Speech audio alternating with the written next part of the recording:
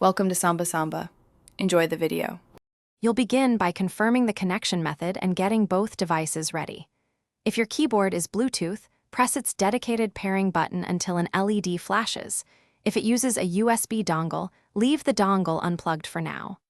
On the TV, open Settings, go to Bluetooth or Remote and Accessories, and turn Bluetooth on. You want the TV actively searching. Once done, keep the keyboard and TV close to avoid interference and move to the next step to complete pairing. Now you'll perform the core pairing actions. When the TV lists available devices, select your keyboard name and watch for a PIN or confirmation message. Enter it if prompted, or press Enter on the keyboard to accept. If using a USB dongle, plug it into the TV's USB port after the TV is searching. The TV often auto-detects it as a HID device.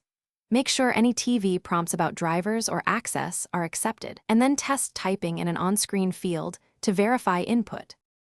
Finish by confirming full functionality. Open a search box or text field and type to test every key, then set the keyboard layout in the TV's input settings if characters are wrong.